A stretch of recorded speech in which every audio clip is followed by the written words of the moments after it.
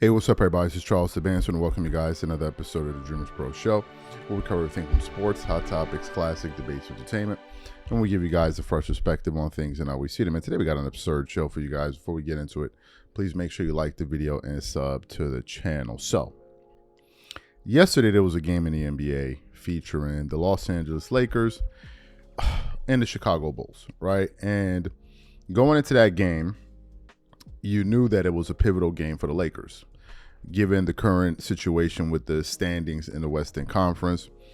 At the point, I think they were trailing the Grizzlies, so they really needed to figure things out there. So what happened?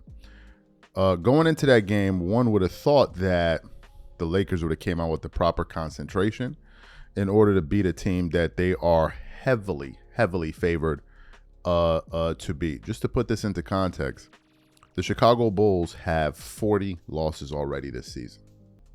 40 losses. There's no team in the play-in tournament picture right now in the Western Conference that even has 40 losses. So they're not playing a great team. And also adding to the fact that the Bulls embarrassed them at home just a week ago, one would have thought that they would have came out there with the proper urgency to go out there and win the game, especially after the thriller that they had against the Indiana Pacers with the tip-in that won the game.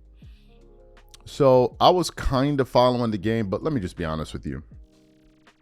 I don't really take a lot of interest in watching good teams play bad teams. I don't like uncompetitive basketball. So it wasn't really a turn on for me to watch that game. But I was watching it here and there, kind of tracking the score.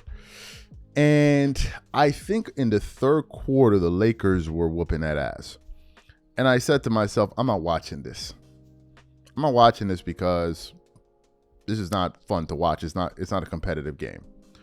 So as I'm up, just kind of going through the internet, I see a clip from a nightcap. And it has the following headline saying, Unc crashes out over Lakers loss to Bulls. Blames LeBron for atrocious defense. And I said to myself, the Lakers lost that game? I was like, how did they lose this game? How is this even possible that they lost the game? I just checked the score and they were up like double digits. And I'm like, how? Right? But before I even went to watch the highlights, because the highlights weren't out, I decided to click on the live stream to listen to what Shannon Sharpe had to say. And let me tell you guys, Shannon Sharpe went off on LeBron James.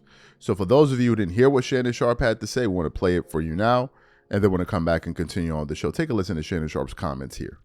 Yeah. Had a lead with 12 seconds, they're up 5. LeBron gambled, and he's been gambling all night, and he's been getting away with it because they missed. Yeah. In that situation, you don't gamble. The only thing that can hurt you is a 3. He gave up a 3. Now you're up 2. Okay, he gave a lazy pass to Austin Reeves. Now you're down 1 with 6 seconds. Austin Reeves makes a fantastic play, and guess what? Josh Giddey from half court knocks the bomb. This one's on LeBron. Yeah. This one's on LeBron. He has not played well. Now, he got the tip in last night, and it bailed him out because he didn't play well against the Magic. He was 0-3 from the 3. Last night, 0-3 from the 3. Tonight, 0-7 from the 3. He was 9 of 20. No, he was 8 of 20 from the floor. Go check what he was last night, like 4 of 14. This won't get it done. This was a game. They had the game, Ocho. Yeah. 12 seconds, you're up 5. Why would you gamble in that situation? Mm-hmm. Why? And then why would you give a lazy pass in that situation? Right. Up under your own goal? Come on, man. I just don't get it. I don't get it. I don't know what's going on, but he has not played well the last 3 games, the tip in notwithstanding. But you go back and look at it, it is what it is. I'm not saying anything that anybody that have watched the Lakers over the last 3 games is not thinking, but unfortunately, a lot of them don't have microphones, so they can't say it. Right. But what I'm saying is what you've been thinking. This one is on LeBron. 44 effing points in the fourth quarter. Normally, Ocho, it's the third quarter. Tonight, they held the Bulls to 17 points in the third quarter. Yeah. Only to give up 44 in the fourth. I'm trying to look at Josh Giddey and Werther guarded LeBron. Josh Giddey, again, had another triple-double. The other time they played him, he almost had a quadruple-double. He was 2 steals away from a quad-double. Tonight he had a triple-double, and he guarded LeBron. Werther guarded LeBron, and LeBron just was perfectly content to stand his ass in the corner. Yeah. And okay, Luka, you do it. Okay, Austin Reeves, you do it. Yeah. That's not good enough. But what we're not going to do is make excuses. We don't do that here. Right. All right. Well, listen, he hasn't played well the past 3 games. He hasn't. They had it in the game. They had it in the bag tonight. Obviously, the game of basketball being a game of runs. It was up and down. I thought they had the game sealed. But I'm just trying to figure, why would LeBron in that situation gamble? Why would he gamble and leave a 3-point shot? I mean, he left the guy open. That's a shoot-around 3. Right. Williams was wide open. Why in that situation? That's what I don't get. LeBron has too much basketball IQ to know in that situation, Ocho, it's kind of like a corner. Yeah. Why would you gamble in a situation like that when you're up 4? Why would you try to take the slant away and the dude runs a slow go?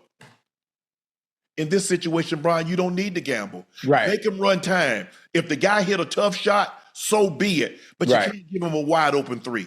You can't be lazy on a bounce pass under your own goal. Giddey gets it, fires it back to Kobe White. He nails a 3. What was a 5-point lead with 12 seconds? You find yourself down 1 with 6 seconds. Yeah. So you heard what Shannon Sharpe had to say. Before I get into what Shannon said, I then eventually saw the highlights because the NBA put up a video up like, the wild ending in the Lakers game, and I was watching the game. And I'm watching the game. And with like 26 seconds or so left, I'm like, how did they lose this game? I'm watching it. I'm like, how did they lose this game? And then I started watching it all the way towards the end of the clip. And I started to see, man, just one blunder after the other from LeBron, man. Rotating out to a player he didn't need to rotate to. Left, what's the guy's name? Is it Williams? The Chicago Bull, what's his name? Patrick Williams left him open for a corner 3. He hits a 3. Then inbounded one of the laziest inbound passes that you will ever see in a critical situation. I don't know if I don't even know what the hell that was. They stole the ball, scored. And then Austin Reeves comes out and hits the layup. And then Josh Giddey hits an improbable buzzer beater from half court and still held his follow through and hit the buzzer beater and won the game. And I'm looking at this. I'm like, how did y'all lose that game? How did y'all lose that game? That's the first thing I want to say. The second thing I want to say is this. I'm looking at the Western Conference standings right now. The Thunder are the 1 seed. The Rockets are the 2 seed, which a lot of people have a lot of confidence in. The Denver Nuggets are the number 3 seed. The Lakers are the number 4 seed with 29 losses. Then you have them with the Grizzlies tied for virtually the same record with 29 losses. And then, of course, you have the Clippers who found a way to sneak back into the 6th seed. And they have an identical record with the Golden State Warriors. And then you have the Minnesota Timberwolves and all of that. Now, let me tell you the number of losses that separate the 4th seed from the 8th seed. 3 losses. Let me tell you the number of losses that separate the 4th seed from the 7th seed. 2 losses. Which means that this Lakers team is teetering on either being the 3rd seed or a play-in team. Now, if we look at their schedule moving forward, because we just want to highlight them momentarily, they're going to be playing a very, very pivotal game against the Memphis Grizzlies. That's a game that they need to win. No doubt about it. If they lose that game, they're going to risk falling even further. And let me tell you why they need that Memphis game. Because the next game that they have are against 2 serious teams. You have the Houston Rockets, and then you have the Warriors. Now, the Lakers do get a break because they're going to be playing against the New Orleans Pelicans. But then after that, it's going to be pretty tough towards the end because the next 2 opponents they're going to be playing, or the next opponent they're going to be playing back-to-back, is the Oklahoma City Thunder. and then they play the Rockets again. So they really, really, really need to shape up. They're not the only ones that have a tough schedule. So do the Clippers as well. So you have that aspect of it. Let's react to what Shannon had to say. First of all, I appreciate the candor from Shannon Sharpe. Some of his LeBron supporters seem incapable of that. One of them made a complete fool out of himself last night. Even his own viewers are like, bro, you look stupid right now. Like, stop. Right? LeBron didn't play well in that game. And it's important that we point that out. Now, I tried to resist from saying this, but I'm going to say it anyway, because when you just say flagrantly arrogant things, people are going to call you for it. I always make the right play. I always make the right play. Were those the correct plays? Of course not. Why would you say that? This unadulterated arrogance. But it's fine. I get it. He's a very great player. But I just want to throw that out. I just want to throw that. Is it still Lakers in 5? I just want to throw that out. So looking at the Lakers right now, given the fact that they could either be a top 4 seed or a play-in team, they ain't too far off from what they were last year with Darvin Ham, now aren't they? They ain't too far off. A lot of you dudes been twerking it up all over the place. JJ. Ain't too far off. Just want to do the video on that. Talk about that. That's all I got to say. Y'all let me know what y'all think in the comments. We catch you on the next show. I'm out. Peace.